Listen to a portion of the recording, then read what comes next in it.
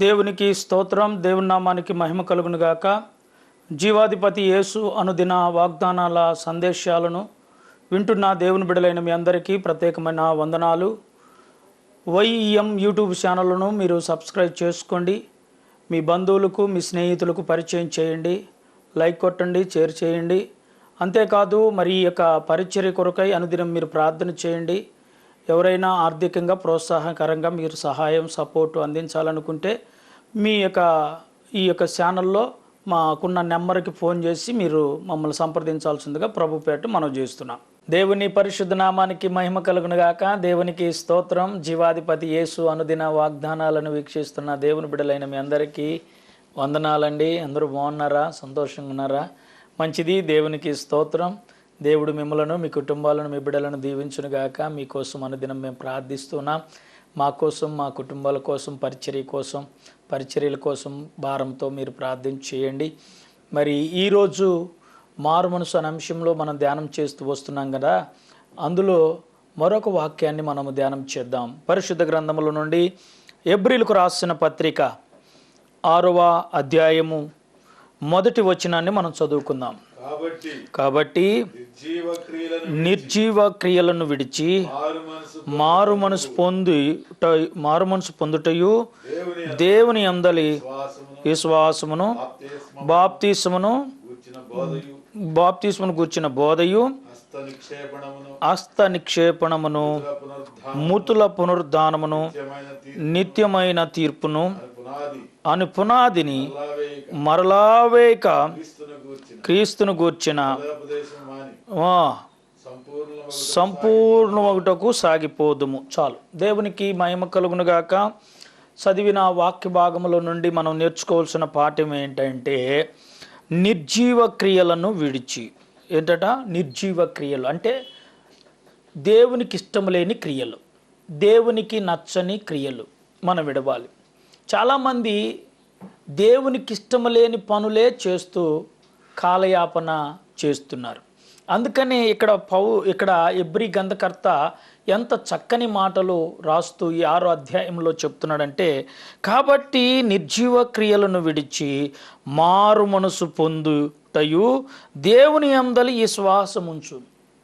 అంటే మారు మనసు పొంది ఎవరి యందు విశ్వాసం అంట?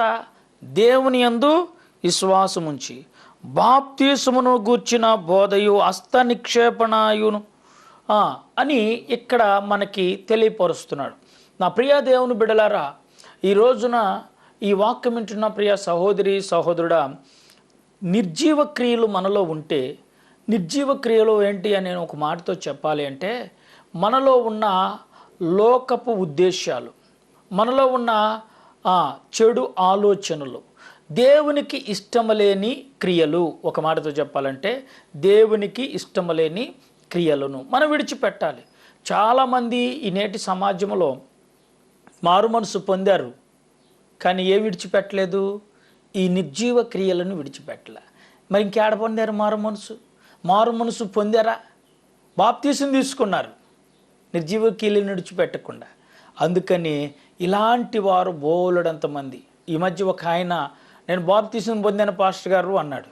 ఓహో, బాప్తీసం పొందాడంటే సంపూర్ణంగా మారు మనసు పొందాడు కావాలని నేను అనుకున్నాను. ఓకేనయ్యా, మంచిది, సంతోషం, దేవుడిని దీవించునుగాక అన్నాను. అలాగనే ఒక వారం రోజులు చాలా బాగా మరి మంచిగా దైవ ఆత్మీయతను కలిగి బ్రతికినట్లుగానే కనపడ్డాడు. మరొక వారంలో అతనిలో ఒక క్రియ కనపడింది. ఏంటి ఆ క్రియ అంటే, అతను అంతకుముందు స్మోకింగ్ అంటే చుట్ట తాగేవాడు. ఇప్పుడు ఆ చుట్ట తాగటం మానల. మరి బాప్తీసం పొందిన వ్యక్తి ఆ క్రియను మానాలి కదా. సిగరెట్ మానలా, మరి తాగుడు మానలా. మరి ఇవన్నీ కూడా మారు మనసు పొందిన వ్యక్తి వీటిని ఏమంటారంటే నిర్జీవ క్రియలు, జీవం లేని ఈ నిర్జీవ క్రియలను మనం విడిచి దేవునికి జీవార్థమైనది, దేవునికి ఇష్టమైనవి మనం చేయాలంటే ఇక్కడ ఏమంటున్నాడు? మీరు నిర్జీవ క్రియలను విడిచి మారు మనసు పొంది, ఏం పొందాలట? మారు మనసు పొంది దేవుని అందలి బాప్తీసం, దేవుని అందలి ఏం పొందాలి? బాప్తీసమును గురించిన దేవుని యందలి విశ్వాసమును కలిగి మీరు బ్రతకాలి అని పౌలు ఇక్కడ ఈ హెబ్రీ గ్రంథకర్త మనకు తెలియపరుస్తున్నాడు. అందుకని నా ప్రియ దేవుని బిడ్డలారా, మారు మనసు అనే అంశం మీద ఎన్నో విషయాలు నేను ప్రకటించుకుంటూ వస్తున్నాను.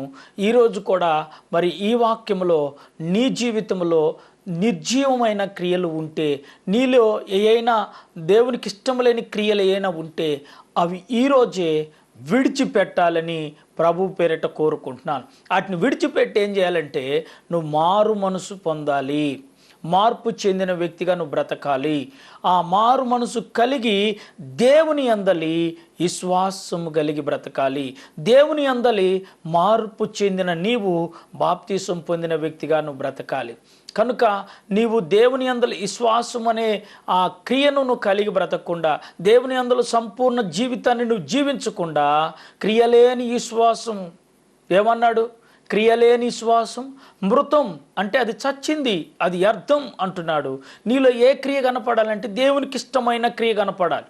దేవునికి ఇష్టమైన క్రియ కనపడేటట్లుగా నువ్వు ఉండాలి అంటే ఈరోజే నిర్జీవ క్రియలను విడిచి మారు మనసును పొంది యేసునందలి విశ్వాసము బాప్తిసం పొంది జీవించాలని కోరుకుంటున్నాను. దేవుడి మాటలను దీవించునుగాక. ఆమేన్.